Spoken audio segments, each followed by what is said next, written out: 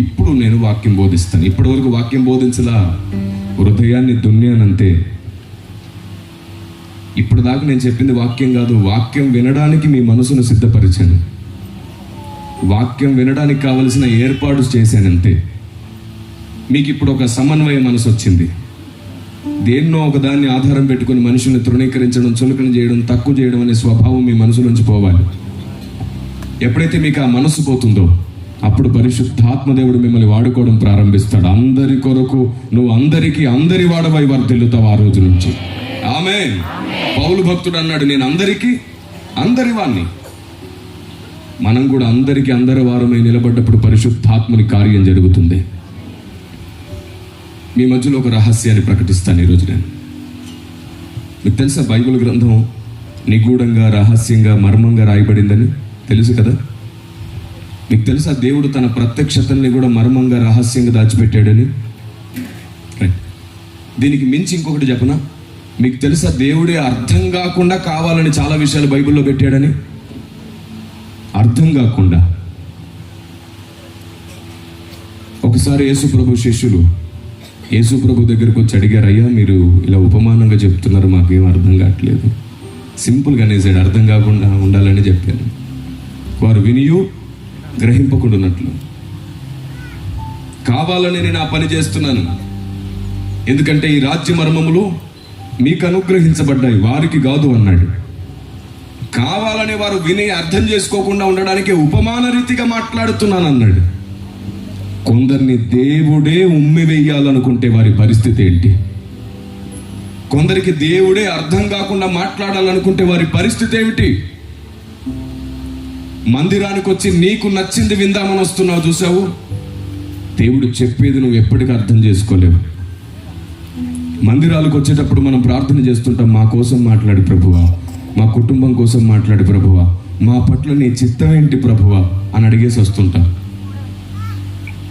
నువ్వు నీ వ్యక్తిగత ప్రార్థన గదిలో ఉన్నప్పుడు అడగాలి, నా గురించి మాట్లాడు ప్రభువా అని. మందిరానికి, సభలకు వచ్చేటప్పుడు నా గురించి మాట్లాడు ప్రభువా కాదు, మీరేం మాట్లాడాలనుకున్నారో అదే మాట్లాడండి ప్రభువా, విందామని వస్తున్నానని అడగాలి. ప్రతి సేవకుడు బూరలా మోగుతాడు ఆ తర్వాత. దేవునికి స్తోత్రం కలుగును గాక.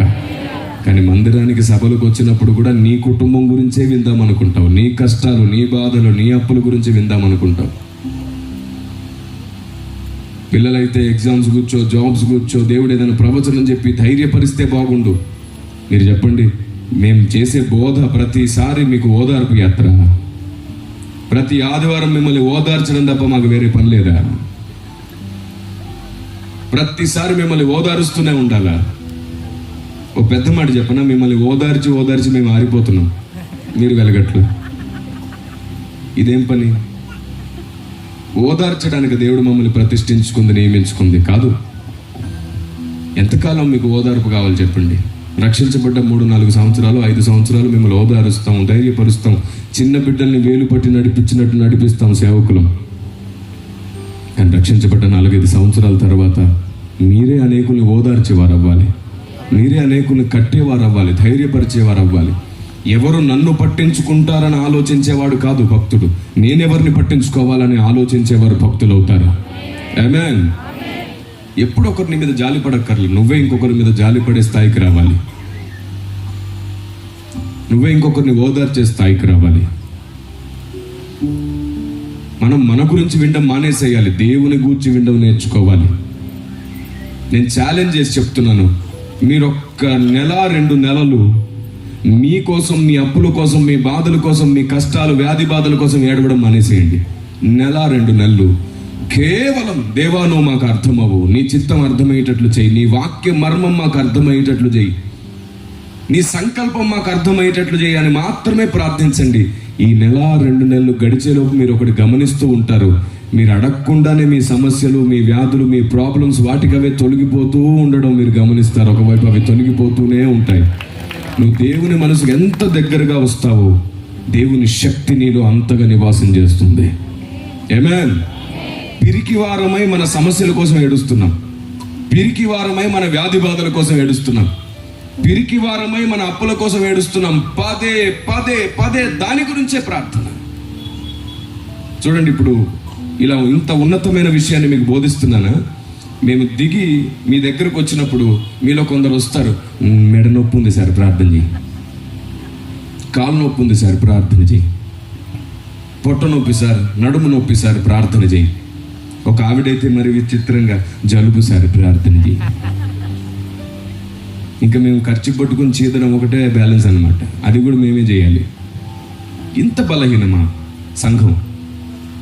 కాలు నొప్పికి, పొట్ట నొప్పికి, తల నొప్పికి అన్నిటి కోసం అయ్యగారి మీద ఆధారపడతారా? ఏ సమస్య వచ్చినా అయ్యగారు అని ఫోన్ చేస్తుంటారా? ఇంకా మేము మిమ్మల్ని ఏం పెంచినట్లు లేదు. రక్షించబడ్డ కొత్తలో ఒక 4-5 సంవత్సరాలు మీకు ఏం తెలియదు కాబట్టి ప్రతి చిన్నదానికి మేమే కథలొస్తాం మీకోసం. కానీ 4-5 సంవత్సరాలకి మీరు బలవంతులు అవుతారు, విశ్వాస వీరులు అవుతారు, వాక్యాన్ని నేర్చుకునే శిష్యులు అవుతారు, నమ్మకస్తులు అవుతారు. మీ స్వభావం మారుతుంది, వ్యక్తిత్వం మారుతుంది, ఆలోచన విధానం మారుతుంది. ఆ తర్వాత చిన్న చిన్న వాటికి అయ్యగారు అని ఫోన్ చేయక్కర్లేదు. ప్రతి చిన్నదానికి మీ విశ్వాసాన్ని వాడి మీరే పోరాడి మీరే గెలుస్తుంటే మేము చూసి ముచ్చటపడతాం, ఆనందిస్తాం, గంతులు వేస్తాం, దేవుని దగ్గర మా ఫలం దొరకబోతుందని. మీకు మీరే గెలవాలి. ప్రతి చిన్నదాని కోసం మీరే పోరాడి గెలవాలి. ఏది మీ వల్ల కాదో అక్కడ ప్రతి సేవకుడు మీకోసం స్తంభమై నిలబడతాడు. ఏది మీ విశ్వాసం వల్ల కాదో, ఏది మీ ప్రార్థన వల్ల కాదో అక్కడ సేవకుడు నిలబడతాడు. కానీ ఏది మీ వల్ల అవుతుందో అది మీరే పోరాడి గెలవాలి. అప్పుడే మేము మిమ్మల్ని సరిగ్గా పెంచినట్లు, అప్పుడే మేము మీ వల్ల ఫలం పొందుతున్నట్లు. మీరు బలవంతులు కాలేదు, సైనికులు కాలేదు. ఇంకేం సైన్యం? వ్యూహిత సైన్య సమభీకర రూపిణి అంట. ఎక్కడుంది? జ్వరం వస్తే ముందు అయ్యగారికి ఫోన్ చేయాలి కదా. ఒక ఆవిడ పీడకల పడితే కూడా నాకు ఫోన్ చేసింది ఒకసారి. నేను అప్పుడే 2:30 ఆ టైము సభ ముగించుకొని వచ్చేసి ప్రార్థన చేసేసుకొని పడుకున్నాను. ఫోన్ మోగుతూ ఉంది. ఫస్ట్ టైం వినబడలేదు, సెకండ్ టైం, థర్డ్ టైం. సరే లిఫ్ట్ చేశాను. ఏంటమ్మా అంటే, అయ్యగారు మీకు విషయం చెప్పాలి. ఏంటి? అయ్యా చాలా ఆందోళనగా ఉంది, భయంగా ఉంది. నేను వెంటనే లేచాను. పీడకల పడింది అయ్యగారు. రేపు చెప్పొచ్చుగా, డైరెక్ట్గా వచ్చి కలవచ్చుగా.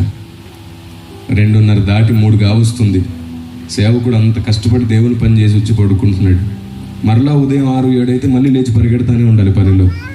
ఇంగితం పని చేయదు మనకి. ప్రతిదానికి భయం. ఏమవ్వదు. నువ్వు ఎలాంటి సమస్యలో ఉన్నా ఏమవ్వదు, అది దాటిపోతుంది. ఒకరోజు నువ్వు ఓపిగ్గా దేవుని చేయబట్టినాడు, అన్నీ దాటిపోతాయి. ప్రతిదీ నీకు అనుభవం కోసమే వస్తున్నాయి. నిన్ను కావాలనే దేవుడు విరిగి నలగొట్టాలనుకుంటున్నాడు. ఎందుకో తెలుసా? నువ్వు విరిగి నలిగితే నీ స్వభావము కూడా సమాధి అయిపోతుంది. నువ్వు విరిగి నలిగితే నీ మనసు గొప్పదవుతుంది, నీకు ఆలోచన బుద్ధి పెరుగుతుంది. విరిగి నలిగిన తర్వాత అనుభవం కలుగుతుంది నీకు ఆ తర్వాత. అందుకే విరిగి నలిగిన వారికి యెహోవా ఆసన్నుడు. విరిగి నలిగిన హృదయం ఆయనకి ఇష్టమైన బలి. శ్రమలు వస్తే తొలగించు ప్రభువా కాదు, ఎదిరించే శక్తి నాకివ్వు ప్రభువా అనేవారు కావాలి నా దేవునికి. దేవునికి స్తోత్రం కలుగునుగాక. మేము ఆ ప్రాబ్లంలో ఉన్నామండి, ఈ ప్రాబ్లంలో ఉన్నామండి అని చెప్పుకోవడంలోనే సమయం అయిపోతుంది. నీకు పెద్ద మాట చెప్పనా? ఆ ప్రాబ్లంలో నువ్వు ఉన్నావని ఆయనకు బాగా తెలుసు.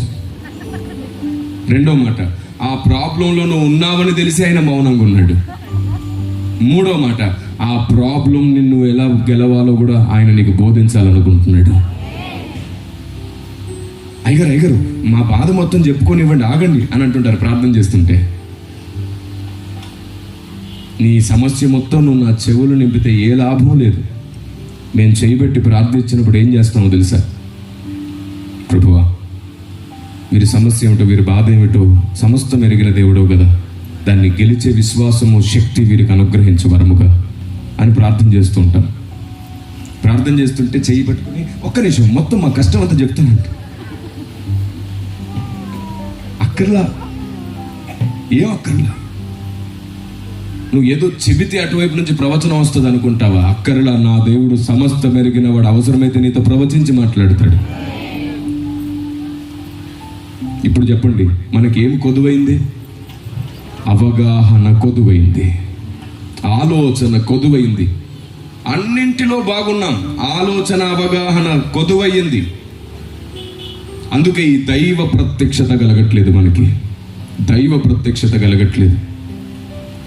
ఒక్క ప్రశ్న అడుగుతాను, చాలా సభల్లో అడిగాను, మళ్ళీ అడుగుతాను. ప్రకటన గ్రంథం ప్రకారంగా పరలోక రాజ్యంలో ఆకలి దప్పులు ఉంటాయా ఉండవా? వెరీ గుడ్, ఉండవు అన్నారు. గట్టిగా చెప్పొచ్చు కదా, అదే మాట ధైర్యంగా, ఎందుకంటే ప్రకటన గ్రంథంలో ఉంది కదా డైరెక్ట్గా. చెప్పండి ఒకసారి, ఇలా చెప్పొచ్చు, దూరం ఉన్న వాళ్ళు. ఉండవు. Very good, right. ఒకవేళ ప్రకటన గ్రంథం ప్రకారంగా ఆకలి దప్పులు లేకపోతే దేవదూతల ఆహారం ఎందుకున్నట్టు పరలోకంలో? అండ్ క్వశ్చన్ నెంబర్ 2, ఆకలి దప్పులు లేవు అన్న అక్షరమే సత్యమైతే సంఘానికి క్రీస్తుకు వివాహం జరిగిన తర్వాత పెళ్లి విందు ఎందుకు జరగబోతుంది ఆకలి దప్పులు లేని చోట? అండ్ క్వశ్చన్ నెంబర్ 3, ఆకలి దప్పులు లేవు అన్న అక్షరమే సత్యమైతే జయించిన వారిని పరదేశులు ఉన్న జీవవృక్ష ఫలములను భుజింపనిత్తునన్నాడే, ఆకలి దప్పులు లేని చోట ఈ భోజనం ఏమిటి? ద్రాక్షారసం మీతో కలిసి తీసుకుంటానన్నాడా పరలోకంలో? ఆకలి దప్పులు లేని చోట ద్రాక్షారసం పానం ఏమిటి? ఏ బైబిల్ ఆకలి దప్పులు లేవు అని చెప్పిందో అదే బైబిల్ దేవదూతల ఆహారం గురించి, పెండ్లి విందును గూర్చి, పరదేశంలో ఉన్న జీవవృక్ష ఫలమును గూర్చి మాట్లాడింది. అవునా? మరెందుకు మనకి ఇది ఒకటే అర్థమైంది? అది లోపించింది. ఏంటది? కరెక్ట్ టైటిల్ ఇది. ఈ చివరి దినాల్లో మొత్తం ఎక్కడ సభ జరిగినా ఖచ్చితంగా ఈ టైటిల్ ఉండేలాంటి టైటిల్ అది. దైవ ప్రత్యక్షత. దైవ ప్రత్యక్షత లోపించింది సంఘానికి. అది కలిగితేనే సంఘం సిద్ధపడుతుంది. అప్పుడు విలువాలి, మరణాథ, రండి ప్రభువా, మేము సిద్ధమే. అప్పుడు పిలవాలి, ప్రియుడా మేము నీ కొరకు సిద్ధంగా ఉన్నాము. ఎందుకు నేను మరణాథ అన్నానంటే అక్కడ పెద్ద ఆయన ఫోటో ఉంది. ఆయన సంఘాన్ని అలా సిద్ధపరిచారు. నేను ఈరోజే సిద్ధంగా ఉన్నాను, రండి ప్రభువా అని పిలిచేటట్టుగా తయారవ్వాలి అని. నేను చాలాసార్లు అనుకున్నాను, ఆయన ఇంకో 100 సంవత్సరాలు బ్రతుకుంటే ఎంత బాగుంటుందో, ఎంతమంది ఇంకా భక్తులు అయ్యేవారు అనిపించింది. భక్తులు బ్రతుకోవాలి, వాళ్ళు ఎంతకాలం బ్రతికితే అంత మంచిది. మేము పెరిగి పెద్ద అయ్యే సమయానికి చాలామంది భక్తులు వెళ్ళిపోయారు. ఎవరు నేర్పిస్తారు నియమాన్ని? అందరూ ఒకవైపు అవగాహన లోపంతో పరిగెడుతున్నారు, ఒకరిని ద్వేషిస్తూ పరిగెడుతున్నారు, ఒకరిని తృణీకరిస్తూ పరిగెడుతున్నారు. ఎవరి దగ్గర నేర్చుకోవాలో అర్థమయ్యేది కాదు. అందుకే 19 సంవత్సరాలు నా సేవా అనుభవంలో అందరి దగ్గర నేర్చుకున్నాను. నేను అందరి భక్తి అనుభవాలను తెలుసుకున్నాను. ప్రతి ఒక్కరి దగ్గరికి వెళ్ళాను, పెద్దలందరినీ కలిశాను, వారి మనస్సును తెలుసుకున్నాను, వారి ప్రార్థన జీవితాన్ని తెలుసుకున్నాను, వారి ఆలోచన విధానాన్ని తెలుసుకున్నాను. అన్నిటిని దేవుని దగ్గర పెట్టేవాడిని తీసుకొచ్చి. నాకు ఆ రోజు అర్థమైంది, ప్రతి వ్యక్తి దగ్గర దేవుని జ్ఞానం కొంచెం కొంచెమే ఉంది. అందుకే అందరి దగ్గర నేర్చుకోవాలి. మనం ప్రతిరోజు నేర్చుకుందాం, ప్రతిరోజు మార్చుకుందాం, మనం భక్తులమైపోతాం. తొందర ఎందుకు? మన సొంత అభిప్రాయాలు వెళ్ళగక్కడం ఎందుకు? పరిశుద్ధాత్ముడు నేర్పే వరకు అడుగులు వేద్దాం. ఆమేన్. ఎవరిని తప్పుపట్టొద్దు, ఎవరిని తప్పుపట్టొద్దు, ఎవరిని తక్కువ చేయొద్దు. దేవుణ్ణి అర్థం చేసుకునే వరకు, దేవుడు పూర్తిగా నీకు అర్థమయ్యే వరకు నీ అభిప్రాయాలు ఏవి బయటికి చెప్పొద్దు. నేను నేర్చుకున్నాను. ఒకప్పుడు భలే ఆవేశపడేవాడిని నేను ప్రారంభం సేవలో. తర్వాత పరిశుద్ధాత్మ దేవుడు నాకు జ్ఞానం కలుగజేశాడు.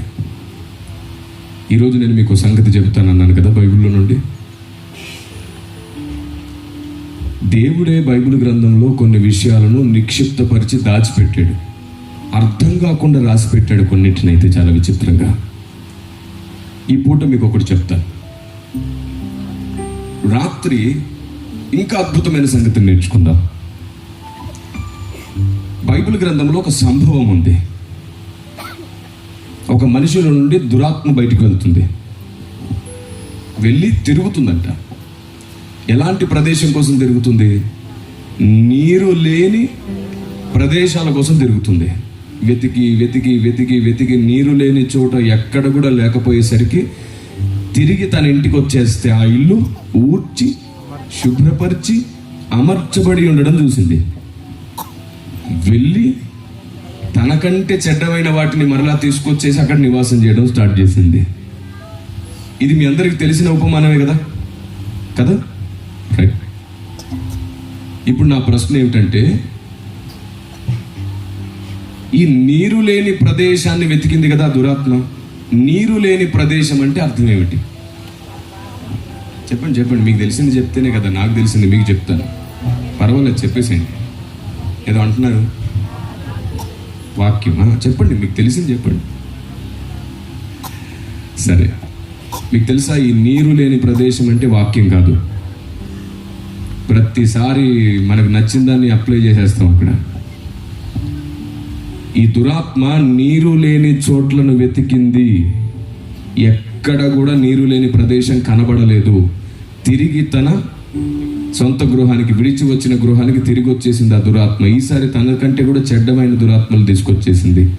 ఈ నీరు లేని ప్రదేశం, నీరు ఉన్న ప్రదేశంకు ఉన్న వ్యత్యాసం ఏమిటంటే, ఈ నీరు లేని ప్రదేశం ఏదో కాదు. నీరు అంటే ఇక్కడ పరిశుద్ధాత్మ దేవుడు. పరిశుద్ధాత్మ దేవుడే. తెరిచి చూడండి బైబిల్ని. నా ప్రభువు మాట్లాడుతూ అదే విషయాన్ని అక్కడే దాన్ని బయలుపరిచాడు. మనం దాన్నే మర్చిపోయాం. చూడండి, మీరు మీ పరిశుద్ధ గ్రంథాలు తెరిచి చూస్తారా? ఇప్పుడు నేను చెప్పిన సంభవం లూకా సువార్త 11వ అధ్యాయం 24వ వచనం నుండి ఉంది. మనం అక్కడ ఆ విషయాన్ని చూస్తాం. మత్తయి సువార్త 12:43లో కూడా ఉంటుంది. ఇప్పుడు ఇంకొంచెం ముందుకు వద్దాం. చూడండి, యోహాను సువార్త 7వ అధ్యాయం. యోహాను సువార్త 7వ అధ్యాయము 37-38 వచనాలు. ఒక్కరు చదువుతారు, అందరూ వినండి. యోహాను సువార్త. ఆ పండుగలో మహాదినమైన అంత్యదినమున యేసు నిలిచి, ఎవడైనను దప్పికొనిన ఎడల నా యుద్ధకు వచ్చి దప్పి తీర్చుకొనవలెను. ఎవడైనను దప్పికొనిన ఎడల నా యుద్ధకు వచ్చి దప్పి తీర్చుకొనవలెను. నా యందు విశ్వాసముంచు వాడెవడో, నా యందు విశ్వాసముంచు వాడెవడో లేఖనము చెప్పినట్టు వాని కడుపులో నుండి జీవజల నదులు పారునని బిగ్గరగా చెప్పెను. రైట్. ఇప్పుడు ఈ దప్పిక, ఈ నీరు, ఈ జీవజల నది ఎవరు? కింద వచనం చూడండి ఒకసారి.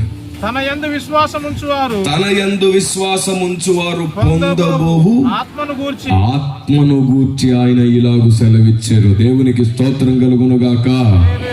ఎవనిలో పరిశుద్ధాత్ముడనే నీరుంటుందో వానిలో దురాత్మ చేరదు, అవకాశం లేదు.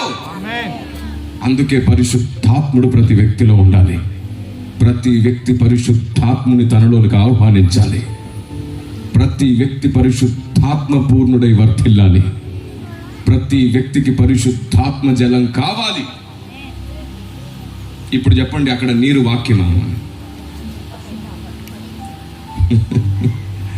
పరిశుద్ధాత్మ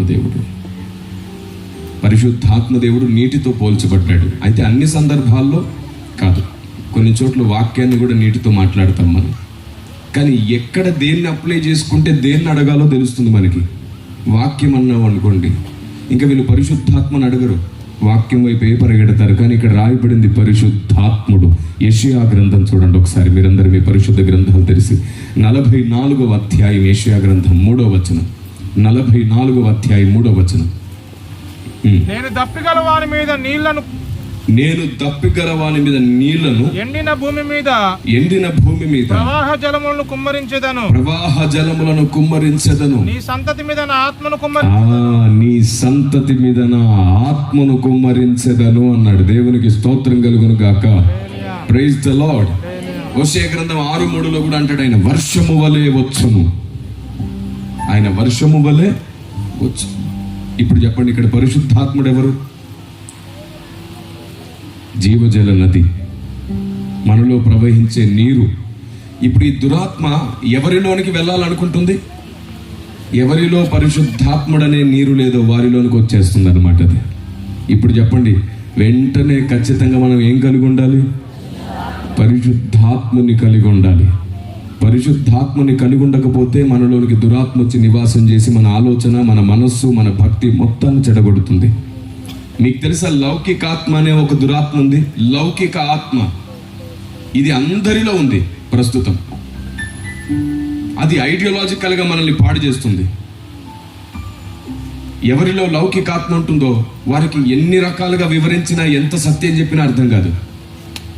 తమకు తెలిసిందే నిజమనే భ్రమలో బ్రతికేస్తారు. లౌకికాత్మ ఉన్న వ్యక్తులు పరిశీలించరు.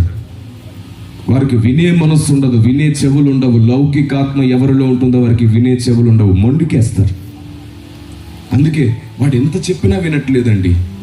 ఎలా అర్థమయ్యేటట్లు చేసినా వినట్లేదు, వాడి బ్రతుకును పాడు చేసుకుంటున్నాడని అంటారు కదా.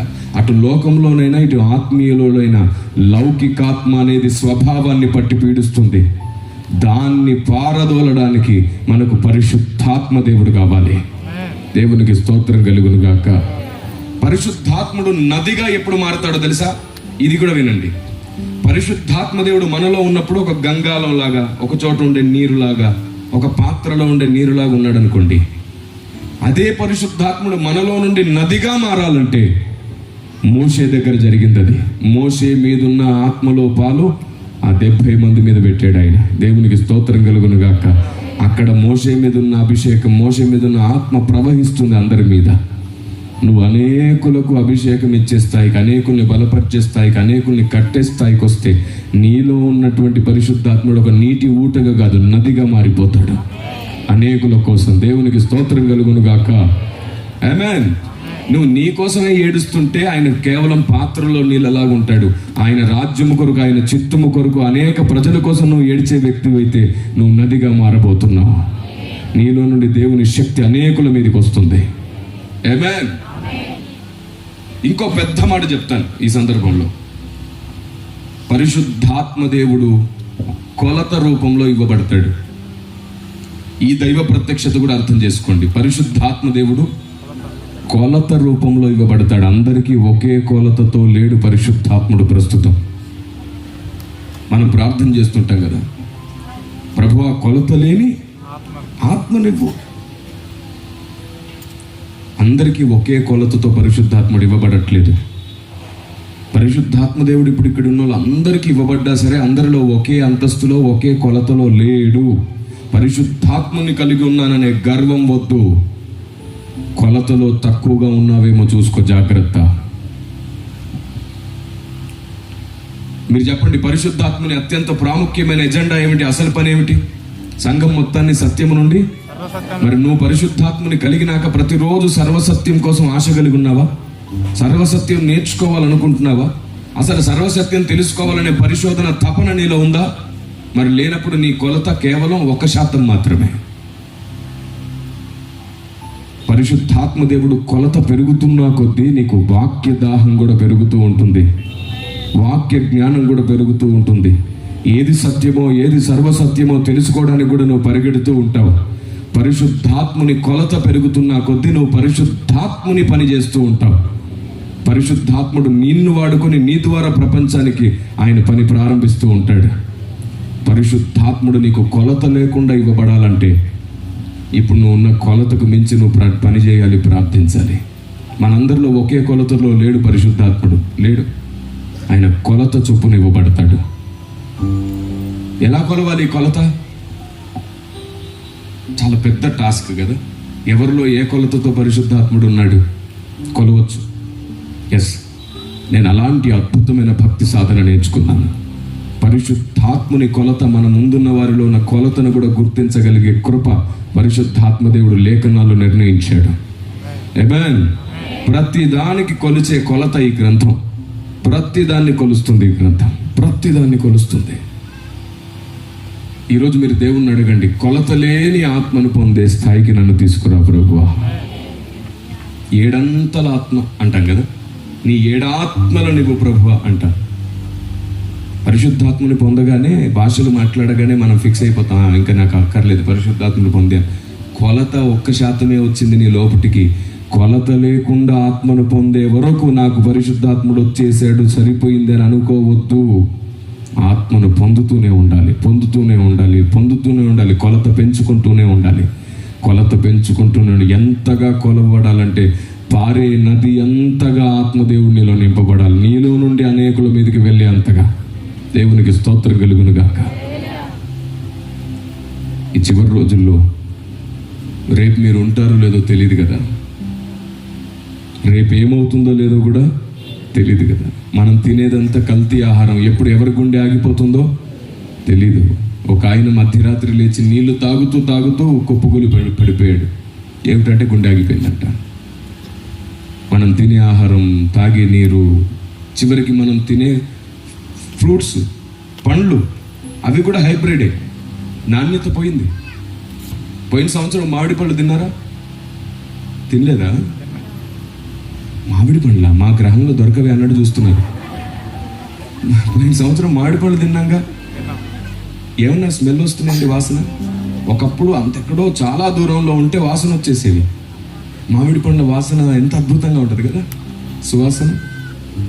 ఇప్పుడు కోసి దగ్గర పెట్టుకొని చూడాల్సి వస్తుంది వాసన అట్లా.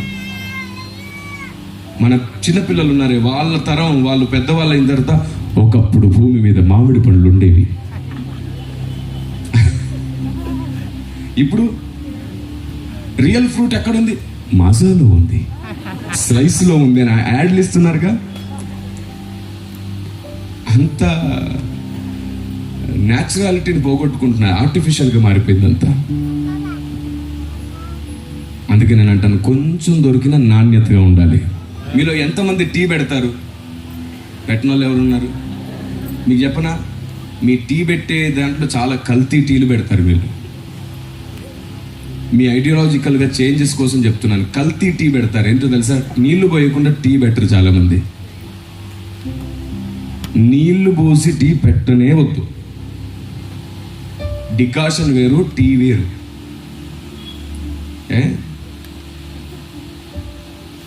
కాఫీలో కూడా నీళ్లు పోస్తారేటండి. బ్లాక్ టీ అన్నీ వేరువేరుగా ఉంటాయి. సాంబార్, మీ ఐడియాలజీకి వస్తున్నాను. సాంబార్ ఎలా పెడతారు? సాంబార్ రసానికి సాంబార్కి తేడా లేదేటండి. ఏంటండి మీరు చేసే పనులు? ఏం ఆలోచిస్తున్నారు? రసము సాంబార్ ఒకటేలాగా ఉంటుందా? కాదు సార్, రసంలో ముక్కలు ఉండవు, సాంబార్లో సొరకాయ ముక్కలో దోసకాయ ముక్కలో ఏవో వేస్తాం కదా. మరి ఇది నీరే, ఇది నీరే, నీళ్ళు నీళ్ళే. సాంబార్ చిక్కగా ఉంటుంది. సాంబార్ ఎలా ఉంటుంది? పలుసగా ఉండదు. నాకు సాంబారు పప్పుచారు అంటే చాలా ఇష్టపడతాను నేను. చికెన్ మటన్ పెట్టినా సరే పెద్దగా ఇష్టపడను. కూరగాయలు సాంబారు పప్పుచారు పెడితే ఆహా దేవానికి స్తోత్రం అనుకుంటాను. ఒకసారి ఒక ఆవిడ, సార్ మీకు ఇష్టమని నేను పప్పుచారు చేశాను సార్ అనింది. నేను అనుకున్నాను ఇంకా ఈరోజు తృప్తిగా తినొచ్చు, 4 ముద్దలని వెళ్ళి కూర్చుంటే. అది పప్పుచారు కాదు, రసం. ఏంటమ్మా పప్పుచారు అన్నావు అంటే, అదే సార్ పప్పు చారు. ఎక్కడుంది పప్పు అని? ఒక గరిటెడు పప్పు వేసి ఉంటుంది. గరిటెడు పప్పు వేసి 4-5 లీటర్లు నీళ్ళు పోసి ఉంటుంది. అంటే మనం ఇలా ఆలోచిస్తున్నాం చూశారు. పేరు ఒకటి, పని ఒకటి. ఇలా చిన్న చిన్న విషయాల్లో కూడా మన ఐడియాలజీ పొల్యూట్ అయిపోయింది. ఐడియాలజికల్ ఎర్రర్స్ అన్నమాట. పొల్యూట్ అయిపోయింది. మన జీవన శైలిలోనే, మన విధానాల్లోనే చాలా పొల్యూషన్ ఉంది. ఇంకా వాక్యాన్ని ఎలా అర్థం చేసుకుంటాం? అదే మెంటాలిటీతో అర్థం చేసుకుంటాం. మనకేం అలవాటో, ఏం విన్నామో అలాగే అలవాటు చేసుకుంటాము. నేను అదే చెప్తున్నాను ఏమిటంటే, మన జీవన విధానంలో క్వాలిటీ లేనప్పుడు, మన ఆలోచన విధానంలో క్వాలిటీ లేనప్పుడు దేవుడు కూడా క్వాలిటీగా మనకు అర్థం కాడు. మన ఆలోచన విధానంలో క్వాలిటీ పెంచుకోవాలి. మన జీవన విధానంలో క్వాలిటీ పెంచుకోవాలి. అప్పుడు దేవుడు కూడా మనకు చాలా క్వాలిటీగా అర్థమవుతాడు. మీకు తెలుసా, మీ మనస్సును బట్టే దేవుడు మీకు ఎక్కువ అర్థమవుతాడు. నిజం. ఈ రోజు నుంచి దేవుని అడగండి, ప్రభువా మీరు ఎక్కువగా అర్థం అవ్వడానికి నన్ను నేను పరిశుద్ధాత్ముడు నీకు అప్పగించుకుంటాను. నన్ను సిద్ధపరచు. ఇన్నాళ్ళు అప్పులు తీసే, బాధలు తీసే, వ్యాధులు తీసే అని ఎక్కువసార్లు నేను శోధించాను. కానీ ఈరోజు నిన్ను అర్థం చేసుకునే జ్ఞానం నాకు వరముగా ఇవ్వు అని అడుగు. తప్పకుండా ఆత్మదేవుడు మీ స్నేహితుడు అవుతాడు. ఆమేన్. ఇంత చెప్పిన తర్వాత మీకు ఏమర్థమైంది? సంఘానికి భక్తి ఉంది, అభిషేకం ఉంది, వరములున్నాయి, సామర్థ్యత ఉంది, జ్ఞానం ఉంది. అన్నింటి మీద అవగాహన లోపం కూడా పెరిగిపోయింది. పర్వతమంత అవగాహన లోపం పెట్టుకొని కింద ఉద్యానవనంలో మేముంటిమి అన్నట్టు ఉందన్నమాట పరిస్థితి. అవగాహన లోపాన్ని క్లియర్ చేసుకోండి త్వరగా. వనముంటే సరిపోదు, ఫలములేవి? చెట్లుంటే సరిపోయాయా పచ్చగా? ఫలములేవి? అవగాహనతోనే ఫలములు ఫలిస్తాయి క్రైస్తవ జీవితంలో. ఈ లోక పరుగు పందెంలో అందరినీ ఓడించి గెలవాలి, కానీ ఆత్మీయ పరుగు పందెం అలా కాదు. నువ్వు గెలుస్తూ అందరినీ గెలిపిస్తేనే నువ్వు గెలిచినట్లు. నువ్వు గెలవాలి, అందరినీ గెలిపించాలి. దేవునికి స్తోత్రం కలుగునుగాక. ఆమేన్. ఇంతకుముందు నేను అడిగానే పరలోకంలో ఆకలి దప్పులు ఉంటాయా అని. అలాంటివి 10,000 సంగతులు ఇప్పటికీ సంఘానికి తెలియదు, కానీ బాగా ఎదిగాం మనం కదా.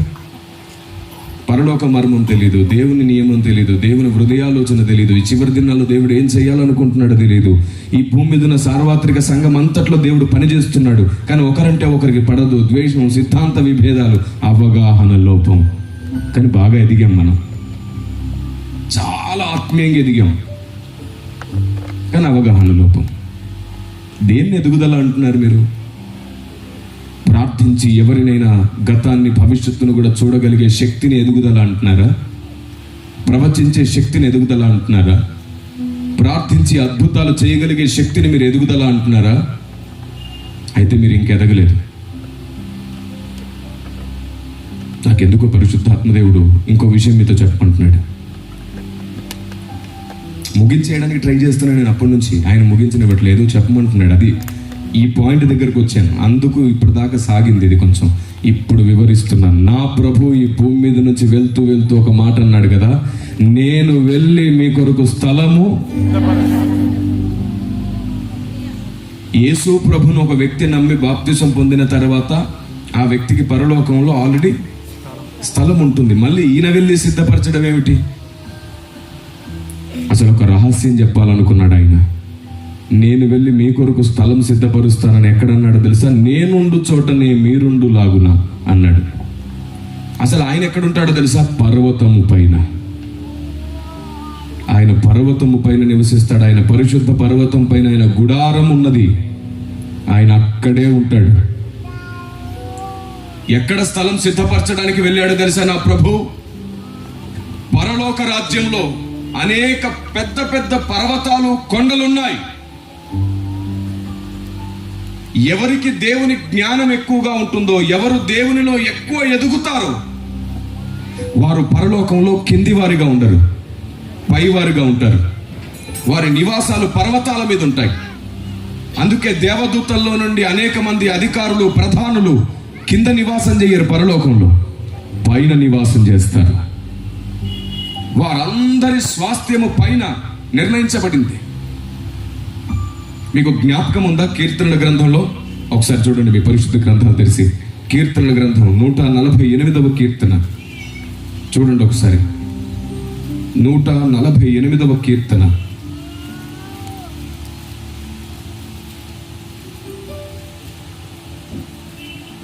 ప్రారంభం నుండి చూడండి ఒకసారి. యెహోవాను స్తుతించుడి, ఆకాశవాసులారా యెహోవాను స్తుతించుడి. ఉన్నత స్థలముల నివాసులారా. ఏ స్థలముల? పరలోక రాజ్యంలో ఉన్నత స్థలముల పైన నివాసం చేసేవారు ఉన్నారు. ఉన్నత స్థలములంటే భూమి మీద ఉన్నత స్థలముల నివాసులు అంటే ఎవరు? ఈ భూమి మీద ఎవరినైనా ఉన్నత స్థలముల నివాసులారా అని పిలవాలంటే ఎవరున్నారు తెలుసా? అపార్ట్మెంట్స్లో ఉండేవాళ్ళు, వాళ్ళు పైన ఉంటారు. కానీ పరలోక రాజ్యంలో ఉన్నత స్థలములు అంటే ఉన్నత దుర్గములు, పర్వతాలు ఉన్నాయి, కొండలు ఉన్నాయి. అక్కడ దేవదూతలు నివాసం చేస్తున్నారు. అవును, దేవుని గుర్చిన జ్ఞానము, దేవుని శక్తి, దేవుని ఆలోచన విధానం ఎవరిలో ఎక్కువగా ఉంటుందో వారు పైవారిగా ఉంటారు. అందుకే ఈ భూమి మీద కూడా రాజులందరూ వారు పైనే ఇల్లు కట్టుకునేవారు. వాళ్ళ కోటలన్నీ పైనే. రోడ్డు కంటే నా ఇల్లే పైన ఉండాలని. ఎవరన్నా 2-3 అంతస్తులు కట్టుకుంటే ఓనర్స్ పైన ఉండాలనుకుంటారు. మేము కింద ఉండం, అందరికంటే పైన ఉంటాం. ఈ ఆలోచన అంతా ఎక్కడి నుంచి వచ్చింది అనుకున్నారు? దేవుడు కూడా అక్కడ పైనే ఉన్నాడు. ఆయన పరిశుద్ధ పర్వతం ఎంత అద్భుతమో తెలుసా? ఇప్పటి వరకు ఏ దేవదూత కూడా ఆ పర్వతం చివరన చేరుకోలేకపోయాడు, ఎక్కలేకపోయాడు. అంత ఎత్తైన పర్వతం ఉంది పరలోకంలో. ఆ పరిశుద్ధ పర్వతం మీదకి ఏ దేవదూత ఇంతవరకు చివరికి వెళ్ళలేదు. ఒకే ఒక్కడు పైకి వెళ్తాడు, కిందికి వస్తాడు. ఆయన పేరు నజరేయుడైన యేసు. ఆయన మాత్రమే ప్రవేశిస్తాడు అంత పైకి. ఆయన పరిశుద్ధ పర్వతం ఉన్నది అక్కడ, దాని మీద ఆయన గుడారం ఉన్నది. అక్కడ అతిథిగా ఉండదగిన వాడెవడు? దేవదూతలు అందరూ మాట్లాడుకుంటున్నారు, ఎవరు ఎక్కుతారు అక్కడికి, ఎవరు అతిథిగా ఉంటారు అక్కడ. మీకు తెలుసా, ఇంతవరకు ఎవరు అక్కడికి ఎక్కలేకపోయారు కదా ఏ దేవదూత. ఒకరోజు సర్వశక్తిమంతుడైన దేవుడు, మన ప్రాణప్రియుడైన యేసు మన చెయ్యి పట్టుకొని ఆ పర్వతం పైకి, ఆ గుడారంలోనికి మనల్ని తీసుకెళ్ళబోతున్నాడు. అతిథిగా ఎవరు ఉండబోతున్నారంటే ఆయన ప్రియురాలు, పావురం, నిష్కలంకురాలైన సంఘం అక్కడ అతిథిగా ఉండబోతుంది. ఆమేన్. మీకు పెద్ద రహస్యం చెప్పిన, దేవదూతల స్థలాలు ఉన్నాయి కదా పర్వతాల మీద, అక్కడ ఖాళీ చేయిస్తున్నాడు ఈయన. ఎందుకంటే పరలోకంలో ఒక చట్టం ఉంది, పరలోకంలో ఒక రూల్ ఉంది. ఎవరికి దేవుని జ్ఞానం ఎక్కువ తెలిస్తే వారు పైన ఉండాలి, మిగతా వాళ్ళు కింద ఉండాలి. ఈ పైవారుగా ఉండేవారి మొత్తానికి ఉండవలసిన జ్ఞానం ఏమిటంటే దేవుని జ్ఞానం. మీరు చెప్పండి, ఇప్పుడు సమాజంలో కూడా ఎక్కువ చదువుకున్నవాడు ఏం చేస్తున్నాడు? పైవాడిగా ఉంటున్నాడు. వాడి సంపాదన ఎక్కువ, వాడి ఆస్తి ఎక్కువ, వాడు ఎప్పుడు పైవాడిగా ఉంటాడు. ఆత్మీయ జీవితంలో క్రీస్తునందు ఉన్నవాడు, పరిశుద్ధాత్మునితో ఉన్నవాడు పైవాడు అవుతాడు. దేవదూతలకు లేనట్టి జ్ఞానం దేవుడు మనకు బోధించబోతున్నాడు. మీకు తెలుసా, దేవదూతలకు ఇప్పటికీ దేవుని గురించి పూర్తి జ్ఞానం లేదు. అక్కడే ఉంటారు కానీ దేవుని గురించి తెలియదు వాళ్ళకి. అలాంటి దేవదూతలకు మనం బోధ చేయబోతున్నాం పరలోకానికి వెళ్ళి. ఆమేన్. ఎఫెసీ పత్రిక 3వ అధ్యాయం 8-10 వచనాలు ఎప్పుడైనా చదివారా? దాన్ని ఎప్పుడైనా ఇలా ఆలోచించారా? ఎఫెసీ పత్రిక 3వ అధ్యాయం 8-10 వచనాలను మీరు గమనించి చూస్తే, అక్కడుండే ప్రధానులకు, అధికారులకు దేవుడు సంఘము ద్వారా తన జ్ఞానం బోధించబోతున్నాడట. సంఘము ద్వారా అక్కడికి వెళ్ళాడు ఆయన. అక్కడుండే ప్రధానులు, అధికారులను ఆయన ఏం చేస్తున్నాడు తెలుసా? వాళ్ళ ప్లేస్ ఖాళీ చేపిస్తున్నాడు. హలో, విన్నారా? పరలోకంలో ఉండే ఆ పర్వతాల మీద ఉండే దేవదూతల ప్లేస్ ఖాళీ చేపిస్తున్నాడు ఆయన. అప్పుడు ఆ దేవదూతలు అందరూ బాధపడుతూ మాట అంటున్నారు, ఇది మా స్వాస్థ్యం, ఇది మాది, బలవంతంగా మా దగ్గర నుంచి తీసుకుంటున్నారని వాళ్ళు బాధపడుతున్నారంట దేవదూతలు. అందుకే ఒక్క మాట రాయబడింది బైబిల్ గ్రంథంలో. చూడండి, మీరందరూ మీ పరిశుద్ధ గ్రంథాలు తెరిచి చూడండి. స్తోత్రం, ప్రైజ్ ది లార్డ్, హల్లెలూయా. లూకాసు సువార్త 16వ అధ్యాయం 16వ వచనం.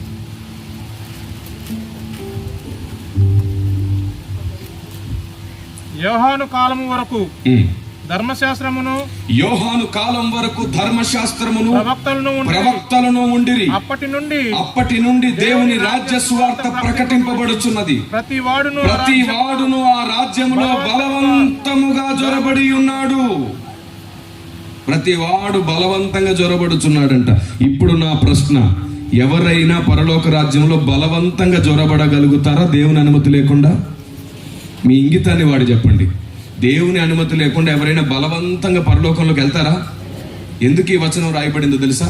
చూడండి ఒకసారి, మత్తయి సువార్త 15వ అధ్యాయం 13వ వచనం. మత్తయి సువార్త 11-12 చదువుతారా? మత్తయి సువార్త 11వ అధ్యాయం 12వ వచనం.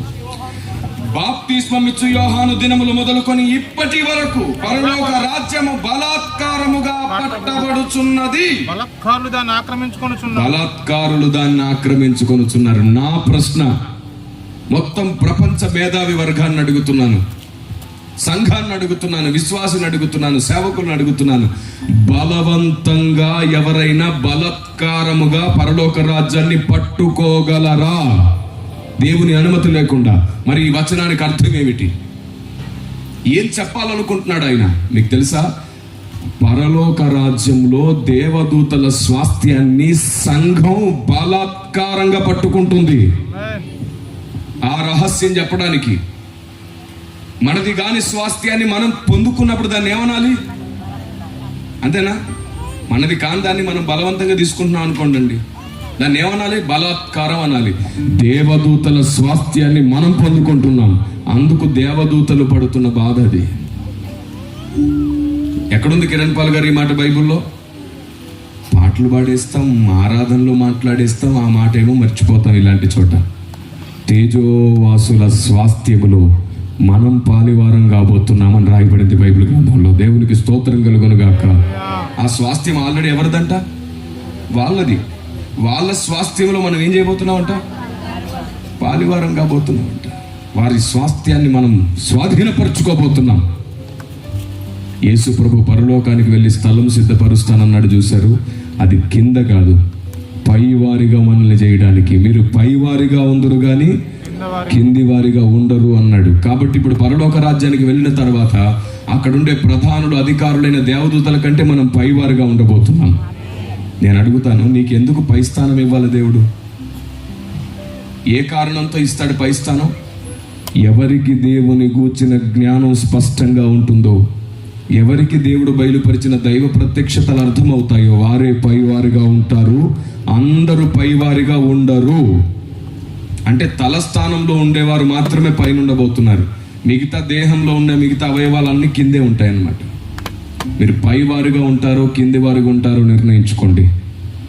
మీరు పైవారిగా ఉండాలంటే ఈ రోజు నుంచి బాధలు, అప్పులు, కష్టాలు, రోగాలు, సమస్యల కోసం ఏడవడం మానేసి, దేవా నీ జ్ఞానం కావాలి, నీ పరలోక రహస్యం నాకు బోధించు, నీ ఆలోచన విధానం నాకు బోధించు, నీ వాక్య మర్మం నాకు బోధించు, మీరు యుగ యుగాలుగా దాచిన సంగతులు నాకు బోధించు, నేను అందరినీ అర్థం చేసుకునేంత మనస్సు నాకు ఇవ్వు, డినామినేషన్ భేదాన్ని పక్కన పెట్టగలిగే భక్తిని నాకు ఇవ్వు, నీ స్వరం, నీ మాట ఎవరి నోట వచ్చినా గుర్తించే కృప నాకు ఇవ్వు అని అడగండి. అది పరిశుద్ధాత్మ దేవునికి ఇష్టమైనది. అలాంటి స్థిరమైన భక్తులు దేవుడు మిమ్మల్ని స్థిరపరచునుగాక. ఆమేన్. ఈ మధ్యాహ్న వేళ దేవుడు మనకు నేర్పించిన ఈ అవగాహన కోసం, ఈ ఆలోచన కోసం అందరం లేచి నిలబడి దేవుని కృతజ్ఞతలు చెబుదాం, దేవునికి స్తోత్రం చేద్దాం. అందరం కలిసి చనిపోకముందే మనం కలిగి ఉండవలసిన విషయాలు నేర్చుకున్నాం. ప్రతి ఒక్కరిని అన్ని కోణాలలో అర్థం చేసుకునేంత ఉన్నతమైన మనస్సును బహుమతిగా అడుగుదాం. పరిశుద్ధాత్మ దేవుని కొలత లేకుండా పొందుకుందాం. పరిశుద్ధాత్ముడనే జలం మన హృదయాల్లో ఖచ్చితంగా పెట్టుకుందాం. ఆయన్ని స్వాగతిద్దాం. లౌకికాత్మ ప్రభావం మన స్వభావం మీద లేకుండా దేవుని బ్రతిమాలుకుందాం. చివరికి పరలోక రాజ్యం వెళ్ళినప్పుడు మనం పైవారిగా ఉండేటట్లు దేవుని తెలుసుకుందాం.